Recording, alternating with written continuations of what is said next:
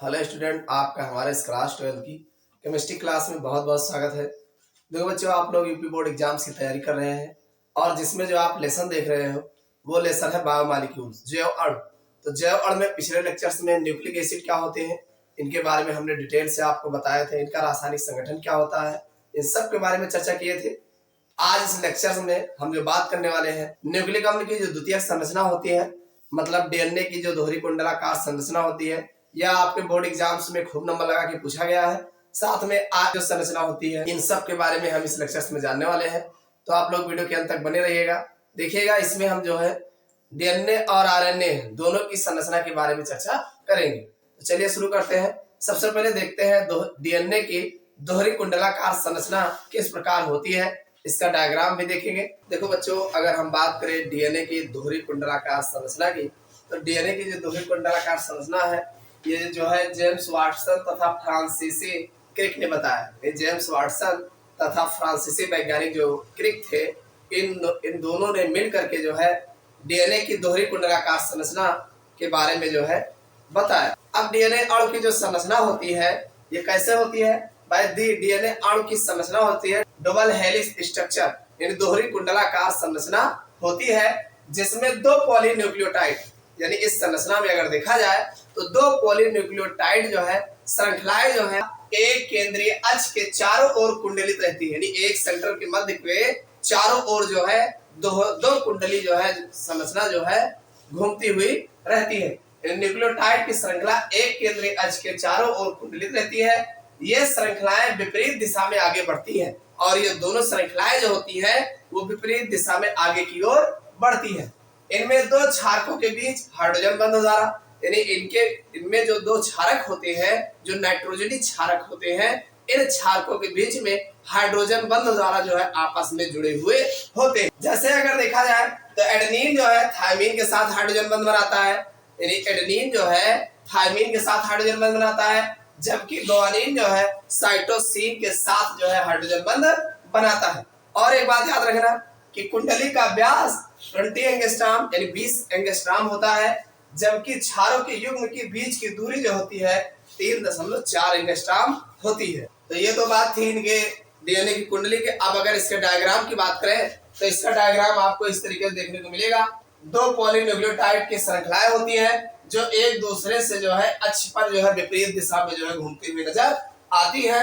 और एक बात याद रखना, इसमें देखिए सीजी, यानी ये जो नाइट्रोजनी क्षारक होता है, सीजी, एटी, फिर टीए, फिर जीसी, ये आपस में जो है हाइड्रोजन बंध द्वारा जो है हर एक में जो है लगे हुए होते हैं और इस तरीके से डीएनए की दोहरी कुंडलाकार संरचना बनाते हैं। यहाँ पर इसका अगर हम व्यास देखें 20 एंगस्ट्रॉम होता है और इसके एक कुंडली का एक अक्ष पर इसके कुंडली की जो एक चक्र पूरा होता है वो 3.4 एंगस्ट्रॉम में पूरा होता है।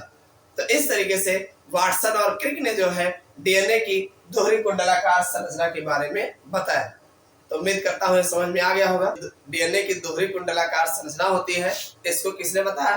वाटसन और क्रिक ने जो है बताया था। इन्होंने बताया कि जो डीएनए अणु की संरचना होती है, ये जो है दोहरी कुंडलाकार संरचना होती है, जो इसमें दो पॉलीन्यूक्लियोटाइड श्रृंखलाएं एक केंद्रीय अक्ष के चारों ओर जो है विपरीत दिशा में आगे बढ़ती हुई जो है घूमती हुई नजर आती है। और इसमें जो नाइट्रोजनी क्षारक होते हैं, दो नाइट्रोजनी क्षारक के बीच में जो है हाइड्रोजन बंध पाया जाता है। अब जैसे एडेनिन के साथ अगर देखा जाए थायमीन जुड़ा होता है हाइड्रोजन बंध द्वारा, और अगर गुआनिन के साथ देखा जाए तो साइटोसिन जो है हाइड्रोजन बंध द्वारा जुड़ा हुआ होता है। और इस कुंडली के अगर हम डीएनए की कुंडली की व्यास की बात करें तो 20 एंगस्ट्रॉम यानी 20 एंगस्ट्रॉम होता है और इसके एक जो है चक्र की लंबाई जो होती है 3.4 एंगस्ट्रॉम होता है।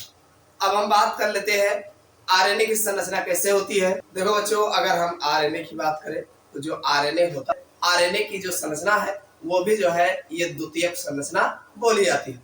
तो अगर हम बात करें आरएनए की द्वितीयक संरचना में कुंडली केवल एक रज्जु होती है। देखिए जैसे डीएनए में आपने देखा कि कुंडली जो है डबल हेलिक्स होती है, द्विकुंडलित होती है, जबकि आरएनए में जो कुंडली होती है वो केवल एक ही रज्जु होती है, यानी सिंगल हेलिक्स होती है, जो कभी कभी अपने आप मुड़कर द्विकुंडली संरचना बना लेती है। यानी एक ही होगी तो एक ही हेलिक्स, लेकिन वो कभी कभी ऐसा मुड़ जाती है कि लगता है कि जैसे ये दोहरी कुंडलाकार है, यानी अपने आप घूम करके जो है द्विकुंडली संरचना के समान जो है व्यवहार करती है, द्विकुंडली की जैसी जो है संरचना बना लेती है। अब ये जो आरएनए अणु होता है, ये आरएनए अणु जो है अलग अलग प्रकार से आपको देखने को मिलेगा, जिनमें जो मेन है वो तीन प्रकार का होता है, जो अलग अलग क्रियाएं संपादित करता है। यानी ये तीनों आरएनए जो है अपने अपने अलग अलग काम जो है करते हैं। जैसे अगर देखा जाए तो इसमें एक आपको देखने को मिलेगा संदेश वाहक आरएनए। कौन सा वाहक आरएनए? संदेश वाहक आरएनए, जिसे हम स्मॉल एम मैसेंजर आरएनए कहते हैं। क्या बोलते हैं? मैसेंजर आरएनए, एमआरएनए बोलते हैं। क्या बोलते हैं? एमआरएनए। तो संदेश वाहक आरएनए, संदेश वाहक, अब आप समझ गए होंगे, संदेश वाहक मतलब संदेशों को एक स्थान से दूसरे स्थान लाने ले जाने का काम जो है संदेश वाहक आरएनए करता है। और दूसरा आपको राइबोसोमल आरएनए देखने को मिलेगा। भाई ये राइबोसोमल आरएनए है, तो जाहिर सी बात है ये स्मॉल आरएनए लिखा जाता है, आरएनए लिखा जाता है। और राइबोसोमल आरएनए जो है ये राइबोसोम्स में पाए जाते हैं। और अगला जो आरएनए है वो स्थानांतरण आरएनए, जिसे हम ट्रांसफर आरएनए बोलते हैं, और इसको स्मॉल टी द्वारा जो है स्मॉल टी आरएनए जो है लिखा जाता है। तो अब एक स्थानांतरण आरएनए है, मतलब एक स्थान से दूसरे स्थान पे स्थानांतरित होने में जो है भूमिका में रहते हैं। तो इस प्रकार ये आरएनए की संरचना में जो है ये तीन प्रकार के आरएनए जो होते हैं ये अपना अलग अलग कार्य जो है संपादित करते हैं। तो ये तो थी आरएनए की संरचना। उम्मीद करते हैं आपको डीएनए की दोहरी कुंडलाकार संरचना और आरएनए की ये संरचना जो है आपको समझ में आई होगी। तो इस क्लास में बस इतना ही, फिर अगले क्लास में मिलते हैं किसी नए लेक्चर के साथ।